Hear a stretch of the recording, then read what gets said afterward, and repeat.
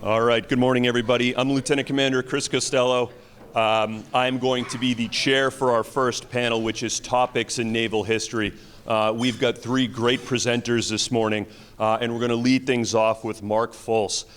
The title of Mark's presentation is Marine Corps History is Naval History. Dr. Mark Folse is a 20th century U.S. military and naval historian who works for the Army Center of Military History nearby in Washington, D.C., where he's researching and writing on the official history of the U.S. Army in Afghanistan from 2001 to 2002. Before that, he was the class of 2018 to 2020, class of 1957 postdoc fellow here at the U.S. Naval Academy, where he taught naval and Marine Corps history and revised his dissertation manuscript for publication. Mark has published articles with Marine Corps History, Naval History, War on the Rocks, and the U.S. Naval Institute's Proceedings Online, and serves as a member of the Marine Corps History Journal's editorial board. Without further ado, Dr. Mark Folse.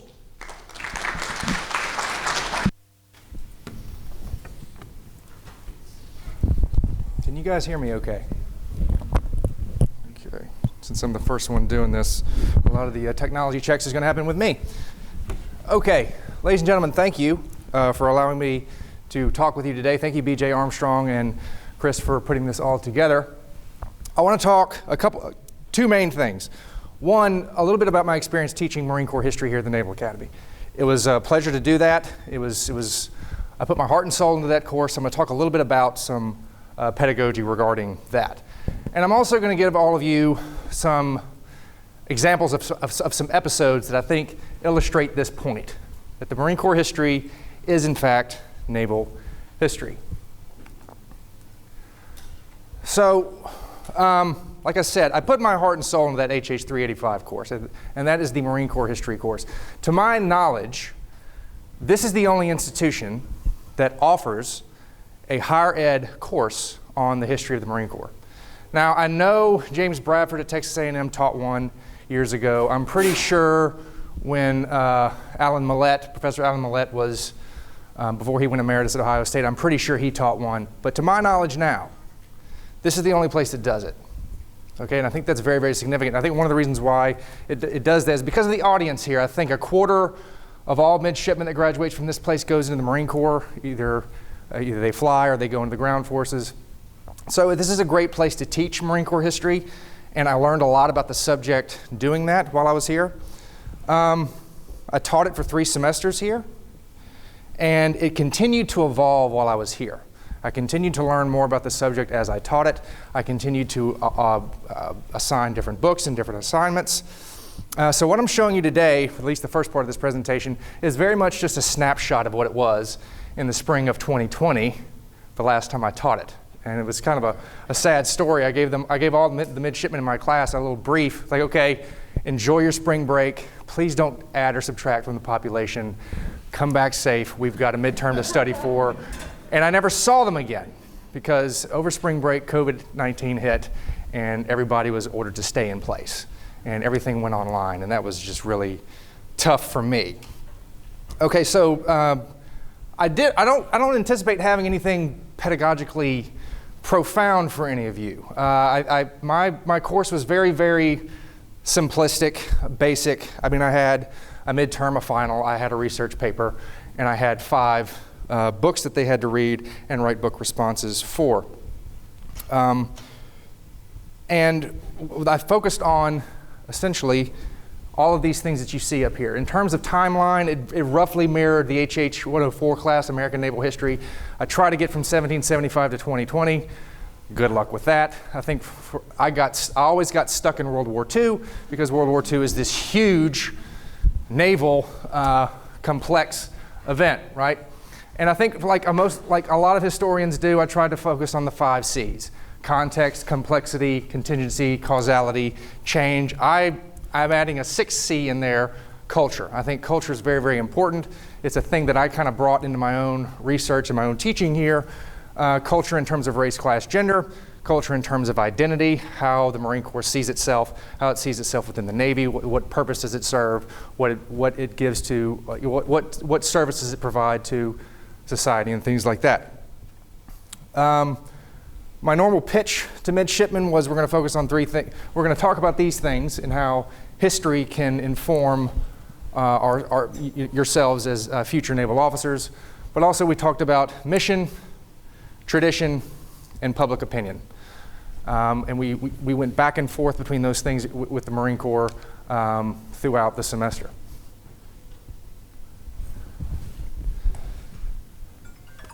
So the way I pitched this to midshipmen, why are we talking about Marine Corps history in a naval history course? I taught the U.S. Naval History course while I was here as well. Hopefully this will be, some of this information will be useful to all of you, because when we teach the American Naval History course, a lot of it is just Navy history, okay? And for me, there's a big difference between Navy history and naval, okay? Navy history is basically the institutional history of the U.S. Navy, okay? But a naval history has much more broader implications. We're talking about not just the Navy, we're talking about the Marine Corps, we're talking about maritime aspects, we're talking about economics, we're talking about politics, we're talking about all those types of things. And so the way I pitched it in the American Naval History course, a naval history of the United States would not be complete without also paying due diligence to the Marine Corps, which has its own important contributions, not just to naval, but also greater American history. So I would weave in Marine Corps history where I thought it was pertinent and where I thought it was useful when I taught HH 104. But with HH 385, I took on, when I was able to focus more on Marine Corps history itself, I spent more time emphasizing how Marine Corps history is indeed a part of this broader naval history conversation that we're talking about. Its development from ship's guards and naval landing parties to the modern day fleet marine force, it's a complicated and complex evolutionary process. And much of that evolution was informed by conflicts that the Marines fought at home and abroad.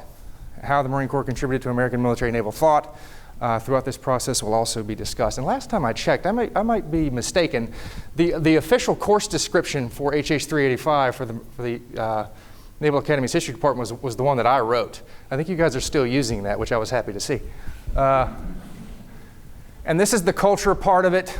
You know, the Marine Corps is also, this also fits with the Navy. I did this for my naval history course as well. Marine Corps is also an American institution. It's not just a military institution, not just a naval institution. It's an American institution comprised of men and women from all walks of life. That was not always the case. The Marine Corps historically was the most white and the most male of all of the services, I mean demographically speaking, but also culturally speaking. How the Marine Corps came to be more accurately reflect the makeup of the general population along social, racial, and gender lines is an important question that we discussed throughout that semester. And this is essentially a race, class, gender interpretation of Marine Corps history. Now, if I can have anything of pedagogical use to any of you, it might be the readings. In terms of Marine Corps history, the best textbook out there remains Alan Millett's Semper Fidelis. I have issues with that book. He's a bit flippant when it comes to cultural, racial, gender, or class issues, as expected, okay? But it's probably the best single volume take on Marine Corps history that exists to this day. A new book, a new Marine Corps history textbook desperately needs to be written. So these are all academic monographs. Probably my favorite is Jack Schulensen's The Marine Corps Search for a Mission, which tells about the Marine Corps in the 1880s and 1890s. Fascinating book. Heather Venables, How the Few Became the Proud. This book came out while I was teaching this course at the Naval Academy. Very, very useful in uncovering race, class, and gender and that kind of thing. Keith Bickle, Mars Learning, one of my favorites. Craig Cameron, American Samurai. This is another book where we try to get into the cultural side of Marine Corps history. Aaron O'Connell, Underdogs, of course, was one of them. So the students had to read 5 monographs a semester. And 2 of them were one of these. And then I also had novels, Thomas Boyd, Through the Wheat, William March, Company K. If you want to depress your students really, really bad, have them read William March, Company K. Philip Caputo, A Rumor of War, was a very, very, the students really got into that one. And of course, Eugene B. Sledge, that's a classic. As far as I know, the University of Oxford Press has published 2 books on Marine Corps history, both of them by Eugene Sledge. Hopefully you would think that would change. This book, Victor Krulak, A First to Fight, is very, very useful. Not for historical facts, but for not for historical facts. It's a very good look into Marine Corps culture. Brute Krulak had very, very strong opinions of the Marine Corps history and those types of things. I actually always started out the class, HH 385, with some the preface and the introduction to this book. We started with that, and then later on in the semester we read the rest of it. Lecky's Helmet for My Pillow was a good one, and Anthony Swafford Jarhead, a Marine's Chronicle of the Gulf War and other battles. Also assign articles and chapters. Scott Pirano's Never Faithful, the rivalry between our Army and the Marines. This is basically an article that came out in the 2010s that basically argued that the Marine Corps needs to go away. Okay, someone writes one of these every year because it's going to get a lot of clicks. It's going to get a lot of clicks. People are going to talk about it. People are going to read about it. One of my best discoveries, I think, although I didn't really discover it so much, is trying to incorporate these two articles. William F. Fulham's The System of Naval Training and Discipline, 1890, and the Organization of Training and Discipline and Navy Personnel in 1896, both in the Naval Institute Proceedings. He talks about the Marines in here a lot, and how they should no longer be on battleships. And then there's a discussion that follows with a bunch of naval officers concurring with him or disagreeing with him, and then Marines coming out and saying, well, disagreeing with him, essentially. This was a very, very interesting thing to talk about among midshipmen. And here's some other articles that we talked about as well. Brian McAllister Lynn's We Will Go Heavily Armed. The Mobile Defense Advanced Bases by in the Marine Corps Gazette with Lejeune and Russell. And these here. These are all things that I had them read. They were responsible for a lot of reading. Did they read it all? No, of course not. But, come on, let's not kid each other. They have a lot going on, and since I started following Navy Barstool on Instagram, I know all kinds of stuff that they do at night. But with the books, with the 5 books that they were responsible for, not including the textbook, they had a 3-page book response that they had to write. Okay, so my classes usually went like on Monday or Tuesday, I would lecture to them, and on Thursdays, I would finish up whatever lecture I needed to do, and then we would discuss the books. And because they had to write a paper on that book, they read enough of that book to write a paper, and because they read enough of that book to write a paper, they read enough of that book to talk. So the discussions here about naval history were great for me. Some of the best discussions I've ever had in any classroom. So pedagogically, that's really all I have. Again, that's probably nothing very profound. With the time that I have left, I want to just go over some episodes that I think really illustrate the point that I try to get across to midshipmen, which is that Marine Corps history is a very important part of naval history. Okay, so when I was preparing my first U.S. Naval History course, I read Craig Simon's little book on the U.S. Navy, right? And one of the very interesting points he made was the significance of 1890. Okay, I thought that was a very great point. So I tried to connect the Marine Corps to this idea. So the significance is essentially what happens. And Jack Schulamson's Search for a Mission talks about this a lot. The Navy is going through its doldrums, the post-Civil War doldrums. Well, the Marine Corps is too. Starting in the 1870s, 1880s, you all know this, the Navy starts to professionalize. We have the torpedo school that comes out in 1869, the Naval Institute in 1873, the Office of Naval Intelligence, 1882, the Naval War College in 1884. The Marine Corps is trying to professionalize too. For a long time, the Marine Corps got its officers from the civilian world, and those officers were politically connected, or they were rejects from West Point, so nobody was coming from the Naval Academy yet. Okay, and so in the 1880s, there was a general contraction of the naval services, and the Marine Corps had to figure out a way to inject a certain level of professionalism into their officer ranks. The answer was the Naval Academy. The answer was the Naval Academy. Back in the 1880s, the Naval Academy would send some cadet midshipmen home after graduating. We don't have a spot for you. Thank you for being here for 4 years. Best of luck to you. The Marine Corps had an answer. Hey, send some of those to us. We'll make officers out of them. And from those first classes of Marines, we have Marines like Lincoln Carmody, Charles Doyen, George Barnett, who was a commandant of the Marine Corps. The first class was the class of 1882. That was the first class of Marine midshipmen to graduate from here. We have Joseph Pendleton. There were no new Marine officers until 1889. But pretty much for a span of 15 years there, the only new Marine officers that came into the Marine Corps came from the Naval Academy. Albertus Catlin came from the Naval Academy. Joseph Pendleton, Eli K. Cole, John A. Lejeune, Charles Doyen, Ben H. Fuller, John H. Russell, Wendell C. Neville. All these people became commandants. All these people had World War I experience. All of these people really worked hard at getting the Marine Corps operating at a higher plane and getting them focused on amphibious operations and things of that nature. So the Marine Corps is professionalizing, and so is the Navy. The frontier closes in 1890.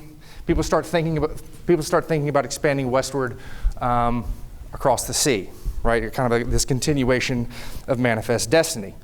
Congress starts allocating funds to build new battleships in 1890 as well. And of course, Alfred Thayer Mahan published The Influence of Sea Power upon History. One of the things that Alfred Thayer Mahan focused on, I mean, a lot of you are familiar with that, I'm not going to go over his thesis, but he argued that the United States will eventually need control over an Isthmian canal. Okay? And a canal in central South America somewhere is going to necessitate, is going to shift American strategic interest to that area. It's going to add a lot more significance to it. So any kind of foreign encroachment in, say, Haiti, the Dominican Republic, Puerto Rico, has serious implications or threats to that canal. So therefore, the Navy, and by extension the Marine Corps, are going to have lots to do in Central America and the Caribbean for the next 30 or so years because of potential threats to the canal. Let's see here.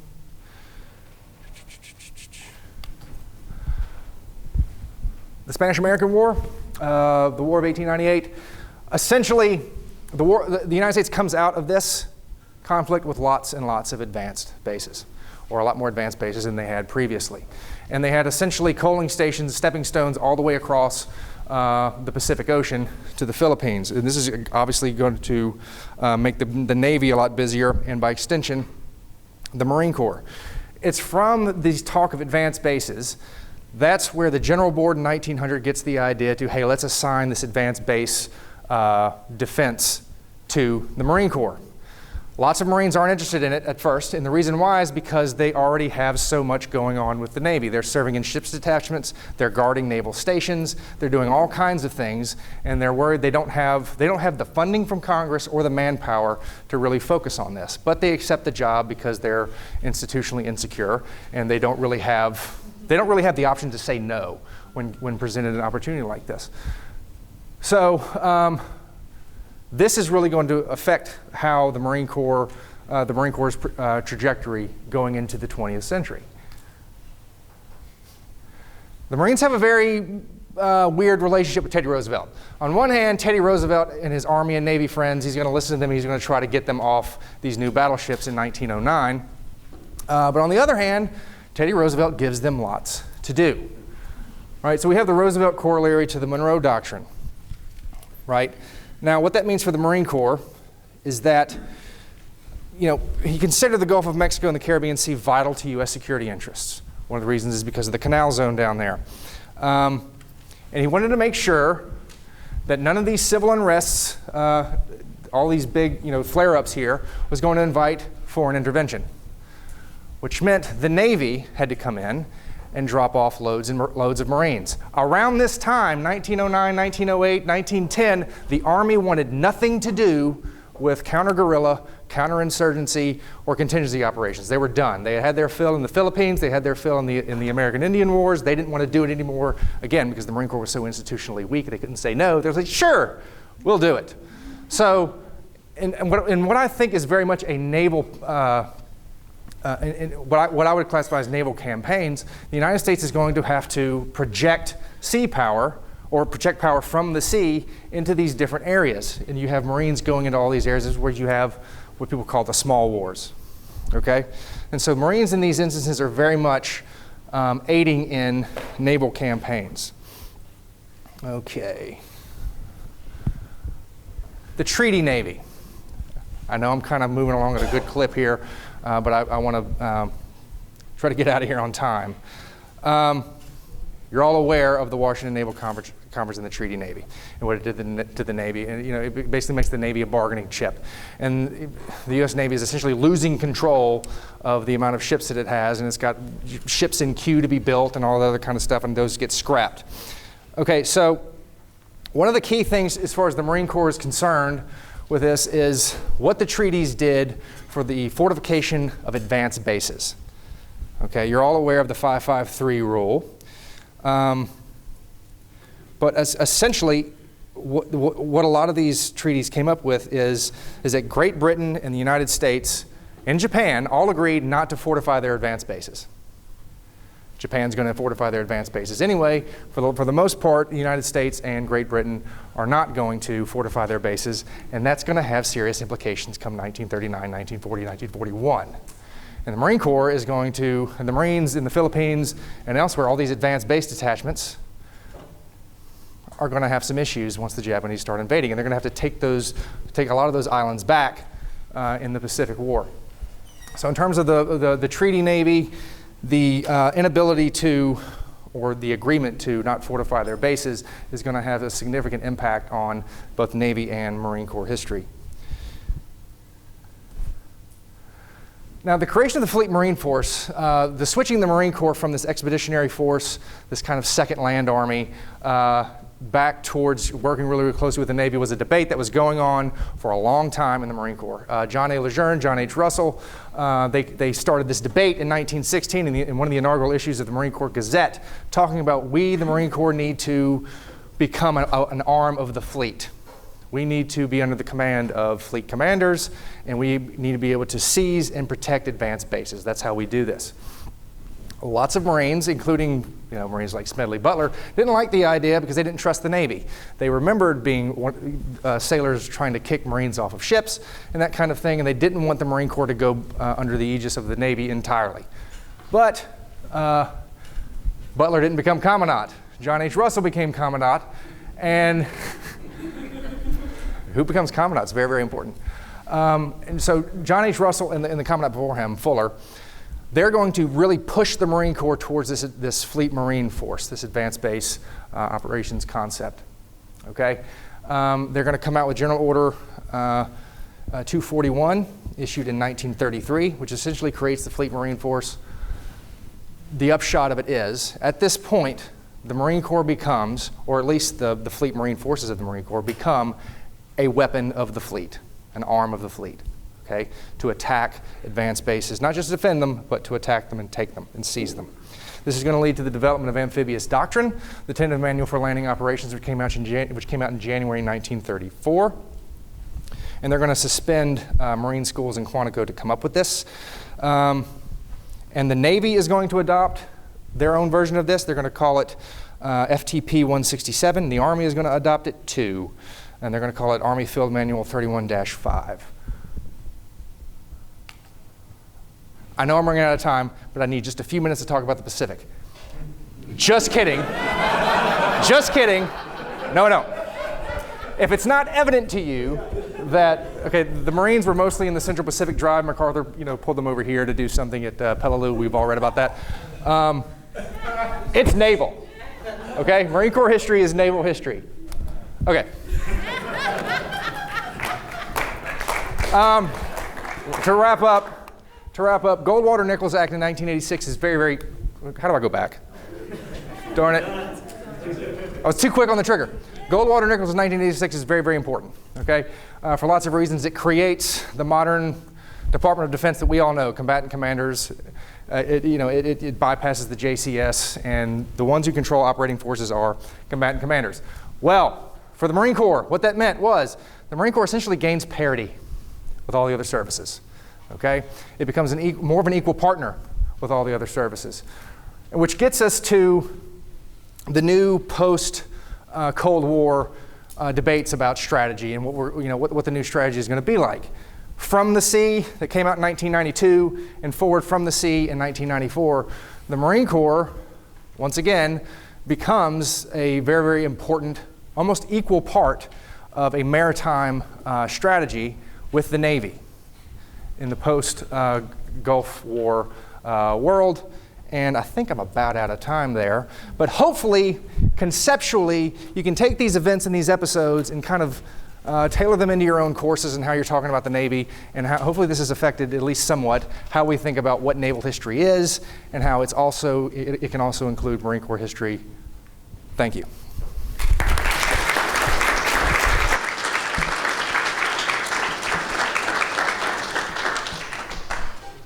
All right, thank you, Mark. Now, ladies and gentlemen, we're going to hold all of the questions until all three panelists are done, so hold your questions, and at the end we'll have a combined Q&A session. All right, our next panelist is Denise Krepp, and Denise is going to be presenting Women's History is Naval History. Denise Rucker Krepp is the director of the Directors Action Group at Naval History and Heritage Command. Denise started her career as a Coast Guard officer. She subsequently worked as a TSA lawyer, a House of Representatives, Homeland Security Senior Counsel, Maritime Administration Chief Counsel, and lobbyist. Denise is also a locally elected official and writer focusing on women who have served in the military. Without further ado, Denise.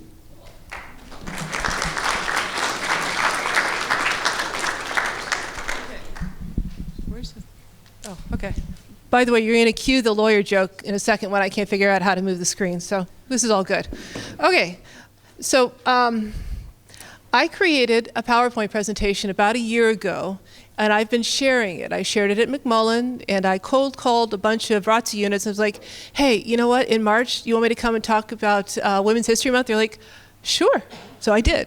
So I just called them, and I talked to a bunch of students, and it was a really interesting learning experience. And then I cold called the DEI folks at the Navy, and they said, hey, it's March. Do you want me to talk about Women's History Month? They're like, sure, okay, this is great. So I'm giving you a presentation that I have shared with many people, and I'm also going to be sharing, so I'm sharing it with you. I'm sharing information that I've learned in giving it, and just some other odds and ends. So, but as part of this, I'm going to ask you the same questions I ask students. So I'm seeing Navy in the room. I see Marine Corps in the room. Is there anybody that's from the Army, retired Army? I work for the Army. Okay, you count. Okay, you count. All right, Air Force? Yes, okay. Space Force? Okay, thank God. Okay, yeah, I know, that was my thought too. Coast Guard? And the Maritime Administration. Okay, all right, so those are the questions I ask. Are there any brats in the room? And by the way, I am a brat. I am an Army brat. So are there any brats in the room? Brats, brats, brats. Woo! Thank you very much. All right. The next question I usually ask people, why did you serve? Why did you come in? And I usually ask both the women and the men. And as soon as you're like, they stand up and they shake, and they're like, why are you asking this? Because I want to know. Because the answer you give is pretty much the answer people have given for 100 years. And by the way, it's the answer that both men and women give. So we're going to talk about men and women, because that's part of this. Okay, so cue the lawyer joke. Really seriously. I just pushed this, right? This? No, your trigger finger. There's a button. Oh, see, I told you, cue the lawyer jokes. Okay, so has anybody seen this? Does anybody know what the CNO and Mrs. Gilday did? Okay, so you've seen it. Has anybody else in the room seen it? Got to raise your hands if you've seen this. All right, seen it, seen it, seen it. Okay, everybody else, you got to go look at it. The CNO and Mrs. Gilday did something truly, truly amazing. They created an e-book of all the female trailblazers. They put it in one place. And the Coastie in me is like, well, why can't the Coast Guard do that? So I might have called the Coast Guard historian and I'm like, can you guys do this too? But they did it. They did it. And you know what NHHC did with them? They got the photos. So if you go into Tingy House, there is a room of all of these women. Mrs. Gilday said, I am going to put their photos up.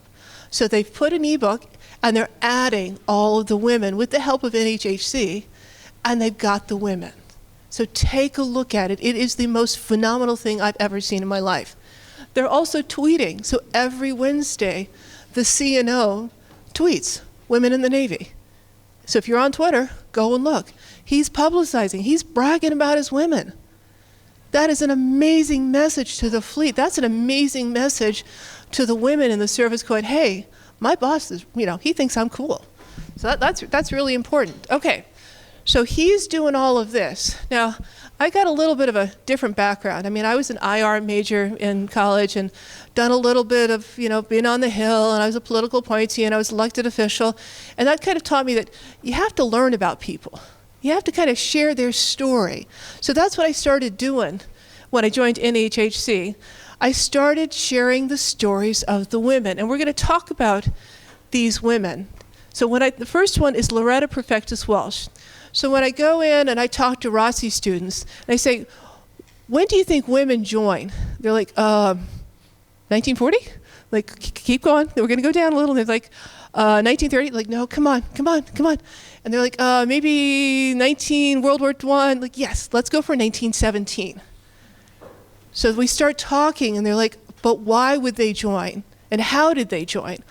Well, they joined because the Navy, as in many conflicts, was running out of men.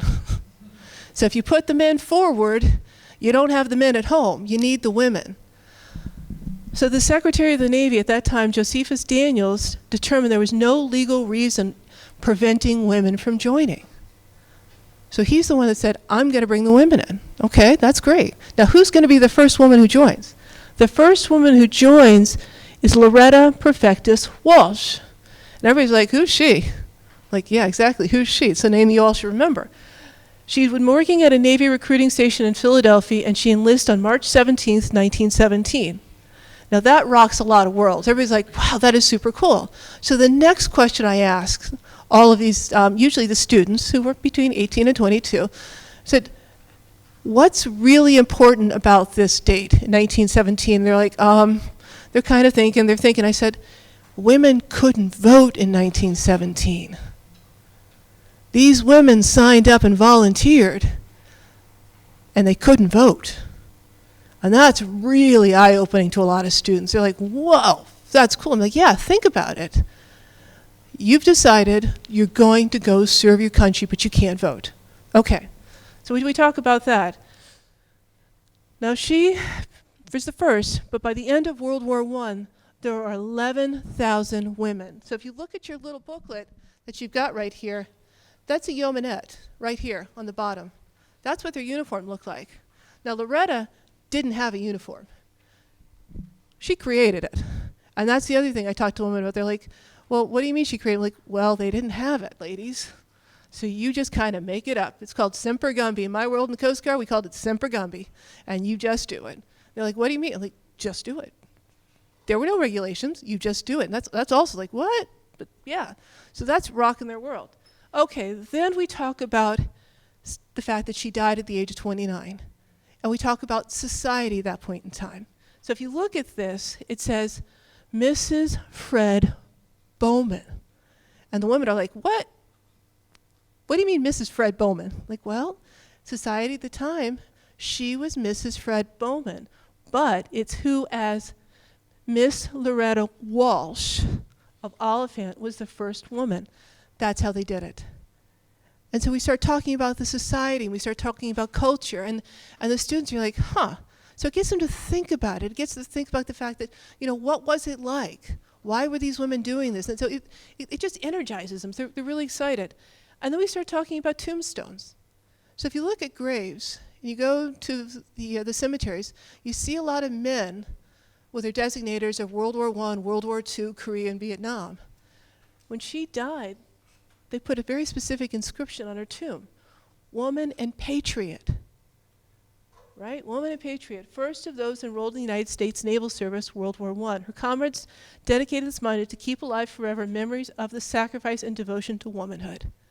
And we talk about that. She's the first one who had this. And the students kind of like, it's eye-opening. They really just kind of start thinking. So it's kind of neat to see them. And they just start thinking about it. It's really cool to do that. All right. Okay, I'm going to push the right button. All right, so the next one we talk about. Okay, Susan Ann Cuddy. Does anybody know who Dosun An is? Okay, sir, you know who Dosun An? You know Philip An. That's the son Who is Dosun An? Okay, you may not know it, but my Korean hairdresser did. Seriously. I called him one day and he's like, hey, I'm writing this story about Dosun An's daughter. He's like, oh, Dosun An, I know him. Dosun An is the father of Korean independence. So she is huge in Korea because of who her father is. So her father immigrates to the United States in 1902. He's one of the first. Remember, let's start talking about immigration law. Could you immigrate? Not a lot. We didn't kind of welcome a lot of Asian Americans turn of the century, but he immigrates, and he immigrates in 1902, and he immigrates to California. So he goes back and forth between California and Korea. Then I start talking with the students about history, and I said, was Korea a country at the time? And then like, they're kind of sitting there, they're kind of like, what? Like, no. Let's just say no. The Japanese had Korea. So then we start talking, we start talking about this. The Japanese killed him. Japanese killed Dosun An. He'd gone back one too many a time. In the late 30s, they killed him. All right. So they kill him in the 1930s. Now Pearl Harbor happens. Well, what do you think she does in Pearl Harbor? The Japanese have killed her father.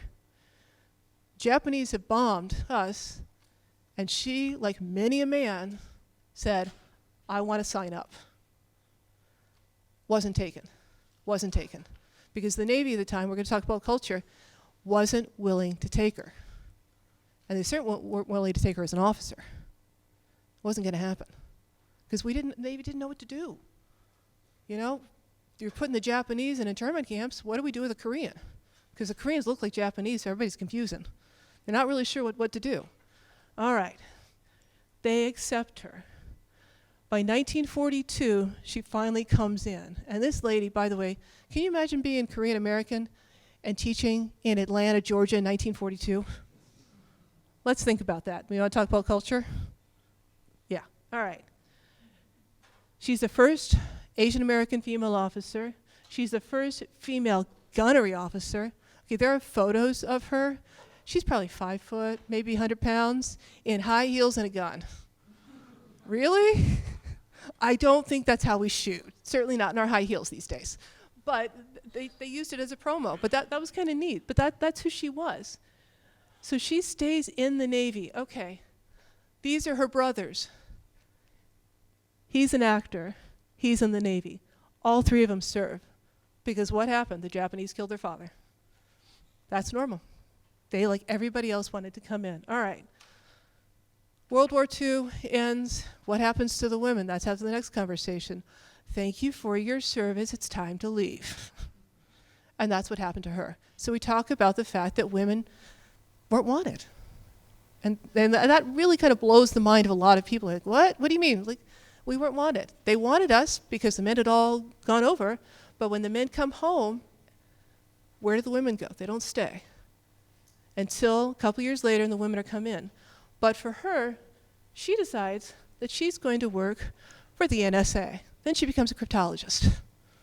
This is a woman that's really smart. She's really, really, really smart, and she is rocking it. She's also a working mom, and she has to overcome some fascinating problems. Because she's married to a chief petty officer in 1947. So we start talking again about culture.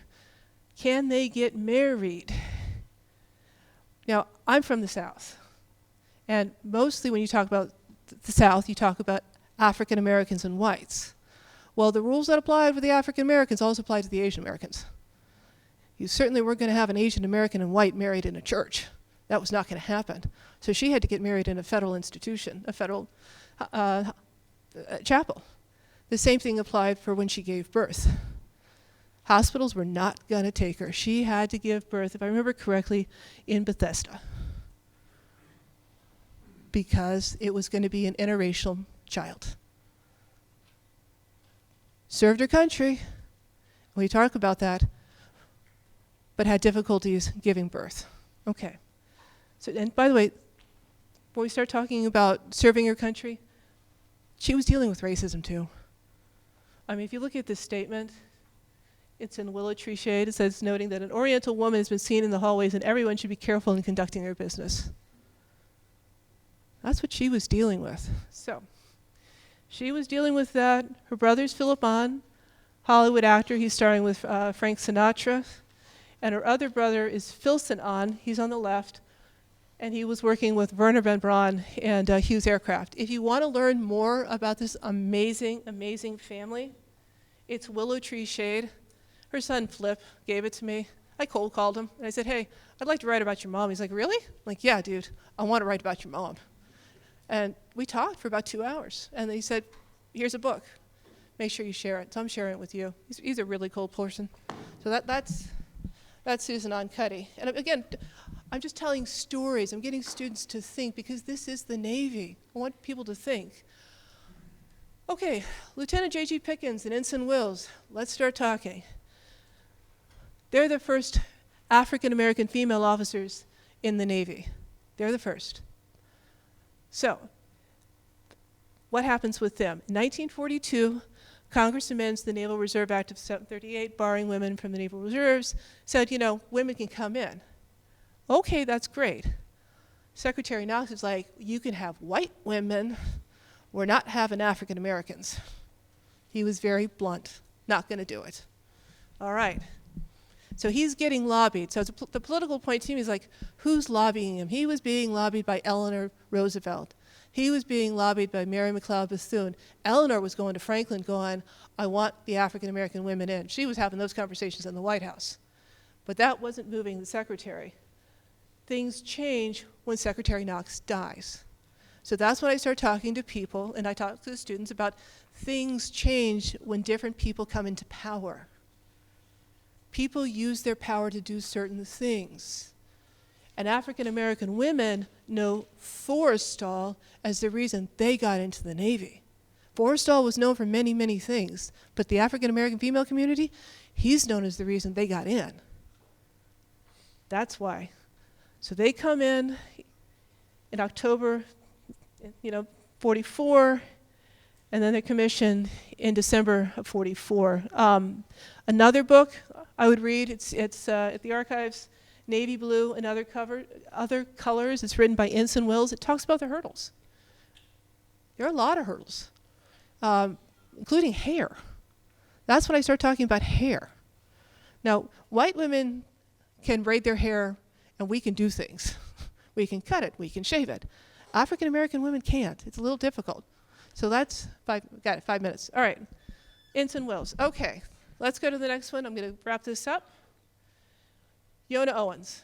Okay, when I showed you the picture before of Loretta Perfectus Walsh, Yona Owens emailed me after I wrote the essay and went, you put the wrong photo up. I'm like, oh, we put the wrong photo up.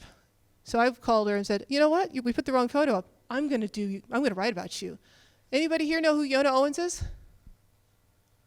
Okay, anybody here who's 26? No, okay. Why do you care about Yona Owens? Actually, 25. Yona Owens sued the Navy when she was 25 years old to let women go to sea. Can you imagine suing the Navy at 25? Women couldn't serve at sea. We were allowed to be admin officers, but couldn't serve at sea. She's amazing. I cold called her and said, again, let's talk. She's in North Carolina. Remember her. It's that lawsuit, Owens versus Brown. It's the reason women can serve at sea.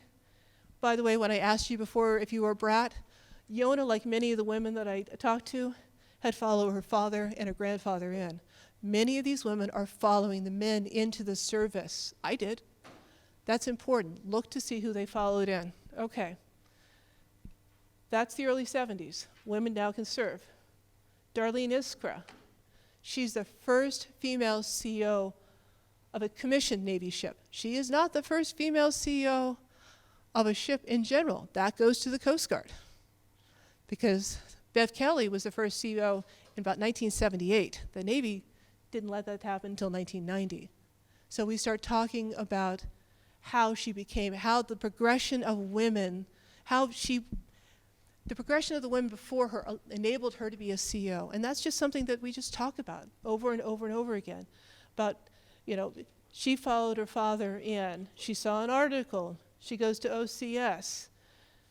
She's graduating from, in 1980. By the way, I asked these students, does anybody know what the importance is of 1980? They all look at me and goes, that is the year that women graduate from the academies. That is a huge year. You got to think about that. And then you also have to think about the fact that what happens next? Was the Navy ready? Was the Army ready? Was the Coast Guard ready? Were they all ready to bring the women in? They're like, yes. I'm like, no, of course they weren't. No, I mean, they were ready to let them graduate, but what does the career path look like? There is a reason, and that's part of the last part of this, there is a reason why we don't have the female admirals and generals. We don't have them until now because their career path hadn't been fully established in 1980. They didn't have the ability to make the marks. They didn't have the ability to say, okay, this is what you need to do at 05 and 06 to make 07. They didn't have that ability. And I know that because my father was an Army colonel who made colonel at 40. Okay? I knew what marks had to happen. And that's what I talk about. You've got to hit these things if you're going to do that. So this is the story of women. Now, it's 30 seconds. I promise, 30 seconds. Okay. I have to write a couple of things.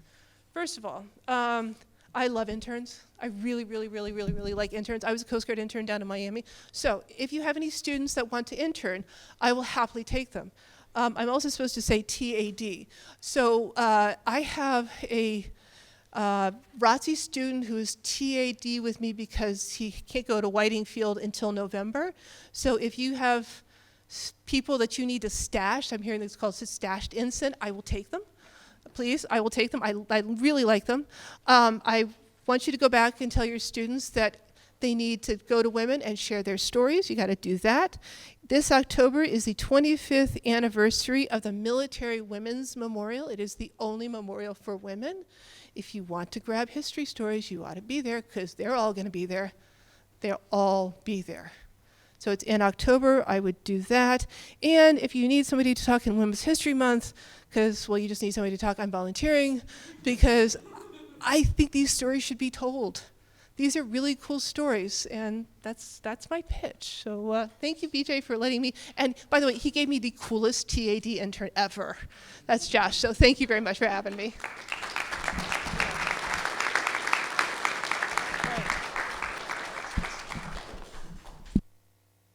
Thank you very much, Denise. Our third and final panelist this morning is Dr. David Rosenberg. He is going to be presenting naval history since 1945. David Rosenberg served as the class of 1957 Distinguished Chair in Naval Heritage at the U.S. Naval Academy for the 2015-2016 academic year, and has served as a senior professor at the Center for Naval Warfare Studies at the U.S. Navy War College, as the Director of Task Force History for the Vice CNO for Operation Iraqi Freedom, and as the Admiral Harry Hill Professor of Maritime Strategy at the National War College.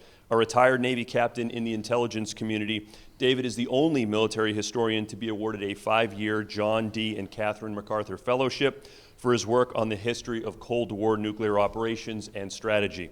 David is currently a project lead at the Intelligence Analysis Division of the Institute for Defense Analysis. Ladies and gentlemen, David Rosenberg. Thanks, Chris. One, am I on? Am I on? So you can hear me. Okay. If you've never done it before, I had to do this at Wright State, never had a chance to do it anywhere else, so I threw it up here. This is my resume online, but I'm not going to talk about it, but the pictures are kind of cool. For what that's worth, well, doesn't go back. The old folks that were in the corner were Arlene and Bobby Burke. Anyway, I'm going to talk about the teaching challenges and how to mitigate them to a certain extent. First of all, Confessions of a Poster Child. Back in 2016 at the dining out for the U.S. Naval Academy, I could still get into my mess dress, and so wore it and was sitting across from then Lieutenant Commander Armstrong, and we were chatting, and I was giving him some trouble about why was he doing his study on the 18th century when he could do World War II or even post-war. And he said to me, and he used these words, "Well, sir, I like that." But again, I was wearing 4 stripes. He said, "We know you, we respect you, but you're the poster child for why no one should do post-war naval history." And the argument was that the problem is with due respect, that the Navy is the worst service considered by the National Archives, everybody else, on doing declassification. There's a lot of issues, but the simple fact of the matter is that the Navy has gone backwards in many ways, so the Navy does not know what is declassified. I have been working on a biography of Arleigh Burke for 40 years. I've published a great deal. You can see stuff about what I've said about him online, including a talk I gave at the Naval Academy that's on YouTube from the 2019 McMullen Naval History Symposium, and I'll talk a little bit more about it at the end of this. But the key problem is that the Navy, in terms of the issues of secrecy and declassification, has done an awful lot to slow down the process by which we can peer into what the Navy actually did during the period since 1945. That was okay when 1945 was 10 years ago, when Ned Potter started writing about the United States and world sea power, and then sea power naval history and so forth. It's now 70 years plus. That's not adequate. It doesn't work, and there's too much that's gone on. So the key point is that we need to pay attention to this. The second point is that in terms of my confessions, I've been a public historian since I was 18 years old. I wrote ship's histories for the Dictionary of American Naval Fighting Ships as an undergraduate. I participated in the classified history of the strategic arms competition that the legendary Andy Marshall started, and worked on the Navy supporting studies on U.S. aircraft carriers in a strategic role. I wrote a history of long-range planning in the Navy for the Secretary of the Navy that led to the establishment, in part, was responsible for the establishment for a Navy long-range planning group. I ran task force history. I wrote a history of what the Navy did in the lead up to the maritime strategy and afterwards that's still beyond the pale because of the level of classification.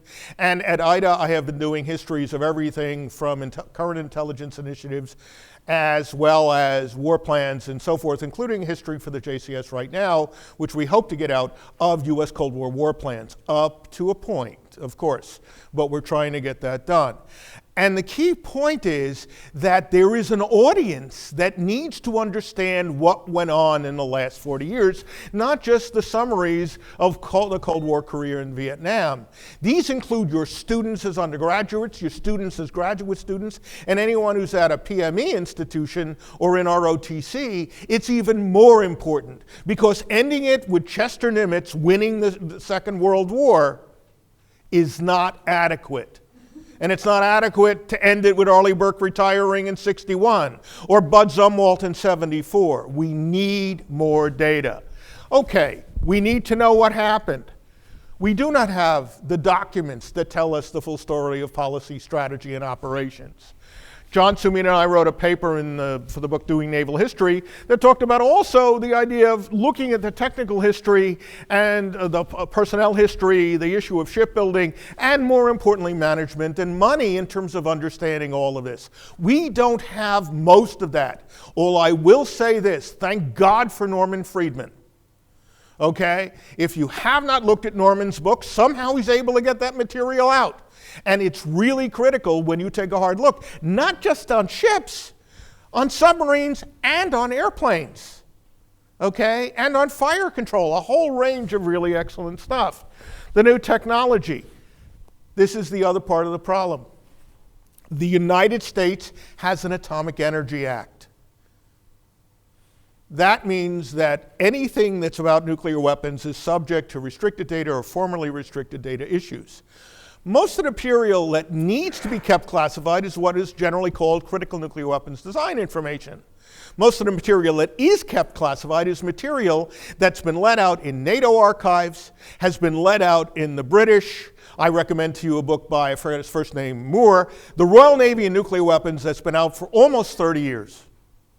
You will find more about the United States Navy and nuclear weapons in this book than you can possibly imagine. Okay. There's the question of new adversaries. Well, the good news is, thank God for the CIA. I know. It's a really worrisome issue. It's the worst website to search, but having put the entire CIA research tool online, The fact is a whole range of stuff that you can look at, and I'll talk about that in a minute. On allies, I didn't list it, but let me tell you, how many of you know about the SHAPE website? I'm not talking about the magazine. Oh, wow. SHAPE, Supreme Headquarters, Allied Powers Europe. Okay, NATO. Go type into Google, SHAPE website. You will find on it the archives of the North Atlantic Treaty Organization. There are no current war plans, there are no then current emergency war plans on it, but there are the histories of NATO through 1958, formerly top secret cosmic. There are documents on it that tell you more about NATO nuclear planning than you can imagine. There's a study recently by Diego Ruiz Palmer, longtime student of all of this, that is a summary of NATO's military strategy that tells you about a range of things that you have never realized existed. Undersea warfare. Submarines? What submarines? U.S. submarines did what? I'm sorry, we don't comment about submarine warfare. Well, the good news is I have had a good relationship with the submarine force, spent 10 days on a submarine I can't even tell you about, and then on top of it, I also have been able to get a few things out up through the early 1960s. The fact, however, is that there's all sorts of funny things that are wandering around. Thanks to my friend Dave Winkler, in an interview that he did with Kinnard McKee, McKee talks a little bit about some spec ops that he did. And he actually establishes when he was skipper of Dace what he did in that area. Even better, if you go to the state of Illinois, you will find in their website a 500-plus page interview with Vice Admiral Ron Thunman, who was Deputy CNO for Submarine Warfare and Commander of the Submarine Force, that talks about his entire career, including being XO to Jim Watkins on the Snook when he took an electronic tour, words of Gene Fluckey, Commander Submarine Force Pacific, of the Sea of Okhotsk and the Sea of Japan. There are things oozing out from the submarine force. These are things that are online that people don't even know about. I've had to tell the submariners that these things exist, and they say, well, that's okay. But the key point is there's new material that you can use. And then on top of it, there's a range of things that you never realized existed. Thomas Hughes. Anybody know the name Thomas Hughes? Professor of History of Technology, University of Pennsylvania? 1, 2, okay, 3. Tom Hughes left his library to the Hagley Foundation in Delaware. What did Tom Hughes leave? He left a book that the Lockheed Corporation published called The History of the Fleet Ballistic Missile, published in 1989. It's all online, minus the second page of the table of contents. And it is better history than anything that's been published by scholars. So the point is, if you want to study naval history after World War II, there's all sorts of ways of doing it. Finally, there's intelligence. How many of you actually can tell me what each of those 5 acronyms mean? Wow, that's really a little bit worrisome. Office of Naval Intelligence, Central Intelligence Agency, no such agency up the road, National Security Agency, Defense Intelligence Agency, and then finally the National Reconnaissance Office, which up through about 30 years ago we couldn't even talk about. They have their own websites in most cases. Certainly CIA does, DIA has its own histories, NRO has a great website on satellites. Okay, and so there's all sorts of, including a history of the Navy Program C. Okay, at least one guy knows this, which is on the history of Navy electronic intelligence satellites. Understand what you need. Okay, so teaching sources. First, how many of you has ever used the Newport Papers website at the Naval War College? Okay, only a few. Go there, look at it. The history of the maritime strategy that John Haddendorf wrote in the 1980s is fully declassified, and in the back of it, thanks to work that I ended up doing, is the best copy of the National Intelligence Estimate on the Soviet Navy through the 1990s, in part because when the War College decided to publish it, I said, go find the real copy rather than the thing that's been 5 times Xeroxed at that's on the CIA website, and put that up, and then you can even download the maps and everything else. It's marvelous. But on top of it, they're the original documents from the 1970s, the 1980s, and 1990s, plus 2 volumes on the history of the global war games in the 1980s, plus Bruce Ellerman's great work on the Taiwan Defense Force, plus a whole bunch of additional things. But if you don't go look, and all of these are free, go find it. Naval History and Heritage Command has been making significant strides with the new website. Not a lot of new stuff on the post-World War II period, but there's a lot of things that are now coming out that can give you some stuff on the foundations. Some great work by Ryan Peaks, who's since moved on to the Joint Chiefs History Office, and others have given you some good material to work from. The Air Force has been publishing stuff on the post-war period forever. In the 1970s, they declassified a history of air operations in the Taiwan Straits crisis in an exchange with the Chinese Military Institute, that's actually the Military Intelligence Services Institute that we did at IDA in about 2008, 2009. I actually gave this to the director, who was a major general in Chinese military intelligence, and said, why don't you guys start releasing these things? He didn't know what to do with it, but it's really interesting what's there, and they have on the Cuban Missile Crisis and so forth. Look to the Royal Navy. Website? No.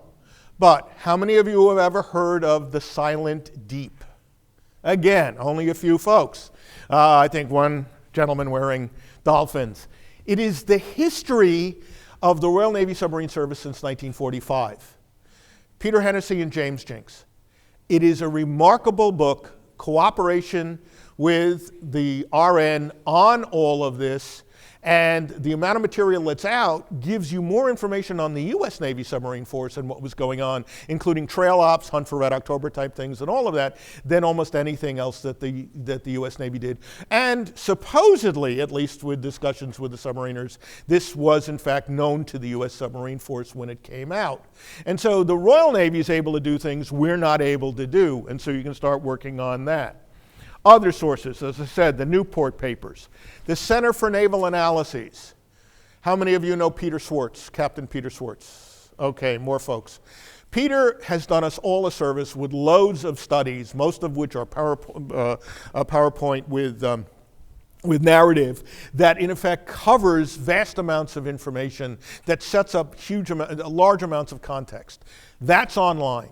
The CNA, formerly Secret Studies of the Suez Crisis and the Lebanon Crisis, are online. Studies of market time, studies of other things. All of these are on the CNA website, not to mention CNA studies of the Soviet Navy that presaged many of the critical studies that we came up with respect to national intelligence estimates of the Soviet Navy.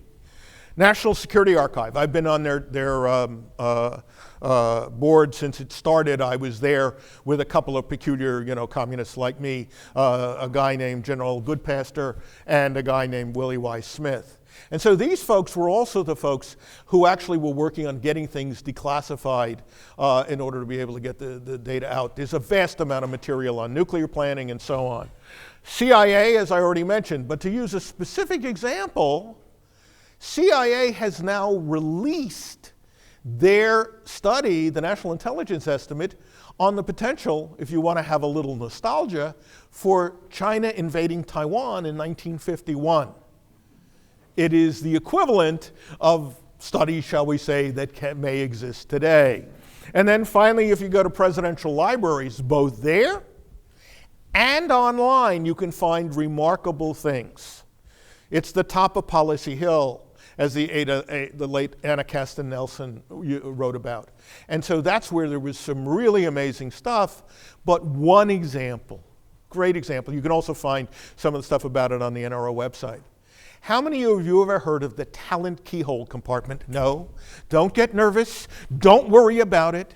The original Eisenhower signed directive starting the talent keyhole compartment on satellite and air intelligence is literally online at the Eisenhower Library, okay? And then the people who signed it, because it's not just signed by Ike, it's initialed by the Director of Central Intelligence, the Secretary of State, the Secretary of Defense, the entire JCS, all of them are all signed it, and then there's an NRO document of which the signature is redacted, but it shows who all those people were. So that's the kind of stuff that's available. Okay, I want to end with this. This is something that I raised with Admiral Burke years ago and have been working with other admirals since. This is something to think about. in terms of the question of how deep you really want to go into understanding how things really work. This is the 4 layers of naval strategy development. This is a start. Doesn't get into a lot of the other stuff that needs to be studied. But when you're using sources, there's the question of what's said on an unclassified or low-level classification level to Congress and the public that may have been released in congressional hearings. What's then said by the Navy to the Joint Chiefs and the Office of Secretary of Defense, JCS records at the National Archives are actually pretty good. But then there's the interesting question of what do the admirals say to the action officers? Peter Schwartz, who helped to write the maritime strategy, is one of those action officers, and happily he's provided good material. Admiral Phil Dorr has provided some interesting material as well on all of these things. But the really interesting point is, what do you get to when what the admirals say to each other? And that's where it really gets hard, unless you open the documents. Because the CNO records, Op 00, are tremendous, and then depending on the CNO himself, you've got Burke, Carney, Anderson, but Holloway in particular, Hayward. When you go forward, this is all pretty critical. And it gets to a whole range of things. Last point, I just wanted to throw this out, and then we can go to questions, and that is that I was honored and pleased. Rosemary Mariner, captain retired, was my close friend and office mate for 5 years at the National War College. First woman to command an active Navy squadron. And with that, we'll go to questions.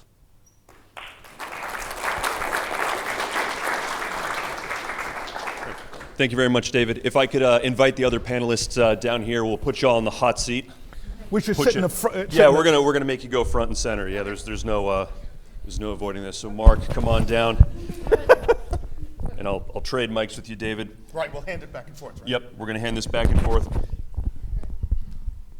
All right, and so for the audience members, just so we're able to capture all this, if you just introduce yourself and then state your question to our panelists, and then for the panelists, if you could please repeat the question for the audio, or if you don't catch that, I'll be able to do it just so that we're able to get it for posterity. So I've already got one hand up, so if you'd like to lead things off. Hi, I'm Dr. Heather Haley of the Naval History and Heritage Command. I wanted to know from each of you, what are some practical ways of incorporating primary source material into your syllabus and having students engage with and devour that information? I can start with my time here as Class of 57 chair. Because of the fact that everything started late in terms of getting this set up, I taught 2 classes in the fall of HH 104, which, if you want to think about this, teaching first semester plebes, two sections was a really interesting experience trying to get folks to do anything. I didn't think about primary sources for that. But what I did do is I taught a class called War at Sea in the Nuclear Age, and I taught a course called The History of Naval Intelligence and Information Dominance. In each case, I required the students to provide a review of a classified document, an intelligence estimate or something, all of which was online. And I also required them to do a review of a classified monograph. And they had their choice, but they were to report in class. And the beauty of this is the Naval Academy. These folks compete on everything. And so besides the joy of living through student prepared and better than mine, PowerPoint slides, the fact is they all got pretty turned on to this. And it was an immensely satisfying experience, because the fact is they'd never seen anything like this before. So that was a great way to do that. And then I could tie this together by building off of what they were doing, and that way everybody kept up. So what I didn't share in the bio was that I was an adjunct professor at Penn State and also GW, and I taught Homeland Security because that's my background. And what I would do with the students is I would give them primary documents, primary policy documents, and I'd say, all right, look at these documents. And then I would say, why were they written? So one of the things I learned on the Hill is that things don't happen unless somebody forces something. So what is the background to this document? What happened that triggered it, and who were the players? The players are going to be usually in the legislative branch and the executive branch, and sometimes in the judicial branch. It really depends. But look, and what I want them to look at is look at the political level and look at the career. Because documents don't happen. They don't like poof and exist. It's like, who wrote it? How is it chopped? I want you to think about it and then think about how it was released. Sometimes final documents are released quietly. Please release this on a Friday at 5 o'clock and nobody sees it. Or sometimes they're released at 10 o'clock with a public statement on Monday. Why? Just think, pull things out. Don't make the assumption it's just a document. Think about it. So that's what I was doing. I forced them in 3 ways. Here are those ways. Here's how I forced them. One way was through weekly discussions, the William Fulham readings. The United States Institute, U.S. Naval Institute has, especially Proceedings, has some of the best primary sources in naval history out there in terms of articles and debates on all these different things. It was tricky getting access to those things while I was here. Please, U.S. Naval Institute, please don't come at me for this. I essentially pulled some of those articles off and copied them and distributed them. It was hard to get students universal access to those documents. But I would have them read them, and then we would discuss them. There were a couple of times when I could tell they didn't read them, and I paused class and gave them all 20 minutes to read. That was rare, but I would do it that way. Another way to do it is some of the books I would assign that had reading responses due with them were primary source documents. Eugene Sledge's With the Old Breed, I count as a primary source document. Lecky's Helmet for My Pillow, I count as a primary document. Even Boyd's Through the Wheat. It's a novel, but a lot of his own personal experiences are in that book, and that's been written and talked about a lot. So there's that way. And the third way is research papers. All of their research papers had to have a minimum regarding primary sources. Over the years, I had developed a bunch of contacts at the Marine Corps History Division, archivists and people who work in the reference section, and I could count on those contacts to give me digital copies of lots of primary sources. Say the Marine Corps' vertical envelopment doctrine, I was able to acquire for a student, and he wrote a bang-up paper on Marine Corps first using helicopters. Those ways, but essentially I had to force them. But it was a very fruitful exercise in the classroom and in their papers. Heather, thank you. Great question. Let me just zoom forward here. There we go. All right. Sir. I'm Ryan Muir, newly of the History Department here at the Naval Academy. With regard to Dr. Rosenberg's point about classified material and the linkage of classified material into public forums, I know this is of limited applicability, but I just thought I should offer the observation that the company line for those of us who have had security clearances, especially those still in uniform and those who have been read into these programs, a reminder that for us it's still really difficult the information is still classified regardless of whether it appears in a public forum. So like, I would love nothing more than to teach the history of submarine operations in the Cold War, but it is actually illegal and jailable for me to do so. So just, I guess, as a reminder for those of us of those limitations, don't forget about those. And I concur, and I'm in the same situation, including my current job. However, that having been said, I've been fortunate in that I've been running the Submarine League's history symposium since 2013. Admiral Rich Meese gave me a call out of the blue to say that he wanted me to succeed Admiral Jerry Holland. In the course of it, the way we do it is that we then get the slides and other things then reviewed and so forth. So it is possible to work on this, and it's even possible to convince folks that it's that material in fact is open and is usable, but it takes a while. And this is one of the continuing challenges for all of that. But I agree, we don't comment on submarine operations. And don't ask me about Blind Man's Bluff. We won't go anywhere close to that book. Thanks, Commander Mewitt. Sir. Yeah, hi. Matt Dunham from SLA Institution. Have any of you guys ever used or worked with like role-playing games or wargaming for undergraduates? And if so, what have you used to provide in a naval context? When I was at Temple University, this is a long time ago, I had come out of the Naval War College where I'd been involved in the global games and all.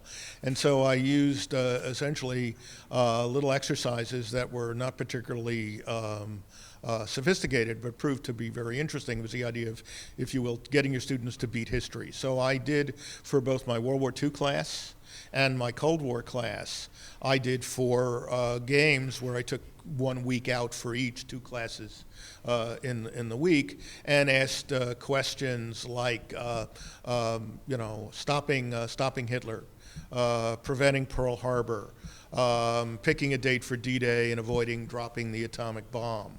I also did things for the Cold War about the question of how to avoid the Truman Doctrine, making things get fairly hot in the Cuban Missile Crisis, and then things like worrying about arms control and things like that. Proved to be really interesting, in part because it wasn't that sophisticated. It was really literally giving them readings, handing stuff out, and then asking them to just spend some time on it, and then they wrote their answers down on the board. And I mean, this is in the early days of obviously doing these things, but it was possible, and it actually got them engaged. So about 11 years ago, I gave a lecture at the Naval War College, and I was the chief of the Maritime Administration at that point in time. And I went up there and I asked a very simple question. Who hates the military, and how is that going to hurt you? And the students looked at me like, well, why are you asking that question? Everybody loves us. I said, no, they don't. They're gunning for your budget. And so when you think about wargaming, I understand the concept because I did it while I was in the Coast Guard, but I look at it a little differently. I think what should be happening with wargaming with the students is, first, as part of that wargaming, ask who's gunning for your budget. You can talk about ships and you can talk about movement, but that's only if you have them. So who's trying to stop you from doing that? The next question I said was, hey, have anybody looked at logistics recently? And they're like, what are you talking about? Like, you realize that the military sea lift fleet is nothing but a bunch of rusty buckets, right? They're like, what? I said, y'all are walking into that war game going, sure, we got the logistics. I'm like, I wouldn't make that assumption, and I'm the chief counsel of the Maritime Administration. I know what those boats look like. I know how much we're paying, and I know what the crew looks like. They're old, both. I mean, so sorry, but they are. Yeah. Right. You are making the wrong assumptions. So go back and look at your war game, because you're making some critical errors. And that's what I encourage the students to do. And then I said, you also know that you have to move your logistics on U.S. flag fleet. And the next question was, well, how many do we have? And like, well, at that time it was a little over 100. Now I think we're at 78. 78. Will 78 be enough? No. So if we're going to be honest about wargaming, we need to start talking about logistics. And that was 11 years ago, and I'm really, really hoping things are happening today, because if it doesn't, we got some problems in the next couple of years. The short answer is no. I think, but it was something that I thought about while I was here. I mentioned that the class was very much growing while I was here, and I was thinking about ways to incorporate new things, new ways of doing things. If I was to keep teaching it, if I was to teach it again, I would be open to war games, specifically the logistics aspects of it. I've studied a guy named George C. Thorpe, who wrote a book called Pure Logistics in 1970. He was a Marine officer, and the war game he came up with was purely a logistical problem, moving a sea force from one coast to an area of operations, and you have to remember to bring everything and where to put it and how to get from A to B and all those types of things. So in terms of a Marine Corps history class or a naval history class, there's lots of options to do a war game. You could war game something like Peleliu, which quickly turned into an attritional fight. But then I would pick something that involves the logistics side of that, because that's really going to force students to think about broader issues, context, causality, contingency, all of those types of things, the big C's. But it's not something I was able to accomplish while I was here. Matt, thanks for your question. I'd like to put this pitch out here. The Naval Academy has a wargaming lab. And just by a show of hands, just for the folks in attendance here that have worked with Professor Marcus Jones, who kind of heads that for the history department. For the other instructors here, just put your hands up, or other teachers here who have incorporated wargaming, just so you can kind of link up afterwards and kind of exchange some ideas. Okay, so a couple folks here. All right, excellent. Yeah, great. So Matt, appreciate the question. Thank you. Other questions? All right, well, I've got a question. So for Mark and Denise, so you're talking about incorporating, and Mark, for yours, you spoke more about Marine Corps history being naval history, but your own research focuses a lot on gender history, and Denise, obviously, you covered that extensively. Have you found any challenges in trying to incorporate that into your classes?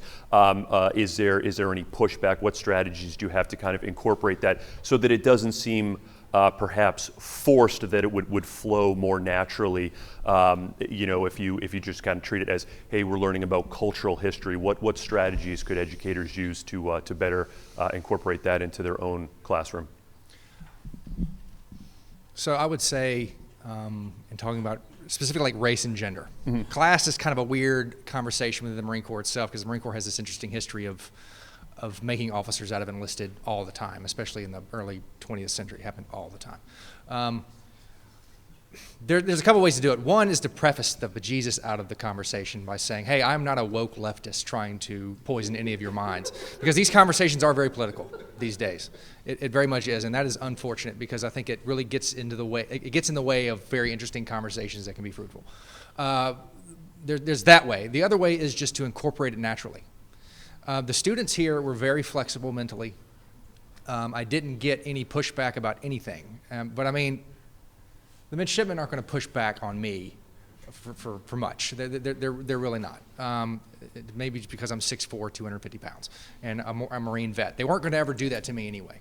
But I was surprised at the level of interest that the students who wanted to be Marines had in the whole cultural concept, because I pitched it as culture.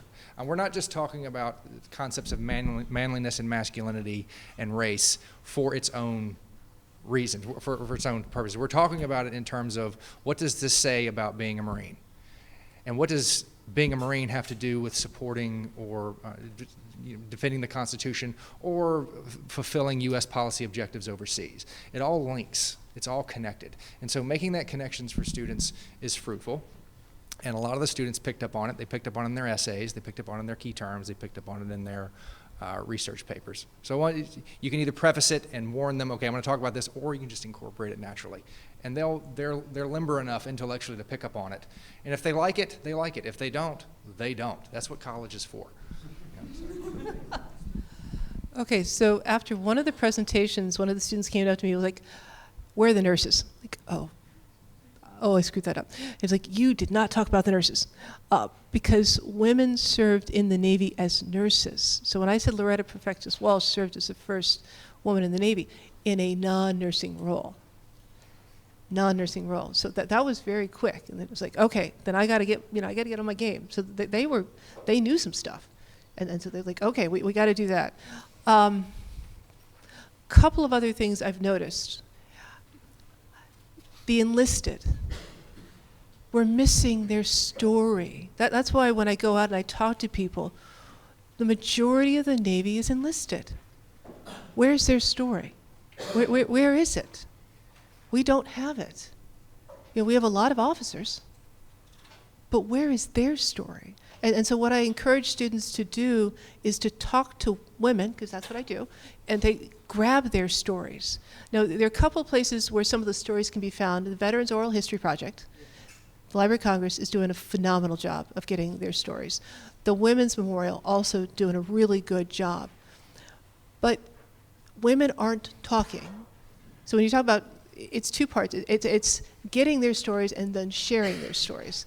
So I encourage people to go out and say, look, talk to your mom, talk to your grandmother, get them to do that. And the students look at me and go, really? It's like, yeah, my mother was one of the last Women's Army Corps. So I have a really unique opportunity to go to my mother and go, what was it like serving in the late 60s, Mom, as a Women's Army Corps? but I can do that because she's my mother. Other people can't, so go and have the conversation. So I just encourage people to do that. And I do it regardless of race and gender. Do that. So that's the thing. Then I have the men who come up to me like, I want you to know my mother served. You'd be amazed at how many men have come up to me like, my mom served. Like, okay, then you better register at the Women's Memorial. You better get her story told. So we do that, and I encourage people to do that. I don't count it, again, as woke. I don't.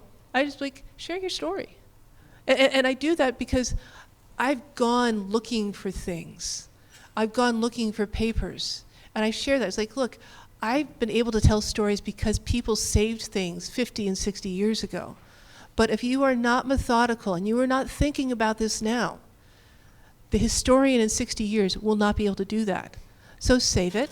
That's the first part. And then the company line is, I'm not allowed to ask for donations. I'm not allowed to do that. But gee willikers, me oh my, if you'd like to donate it, that'd be great. I mean, we need this stuff. We're missing stuff in our library. That's the other part. We need more of the books. We need the books. We need the oral histories. And so I'm trying to be like the little Johnny Appleseed, like, please go, please get everything. And by the way, we have some phenomenal historians here. Tim Francis, hello, over here. He's doing phenomenal. So here's my pitch. Get the stuff so we can share it. So that's it.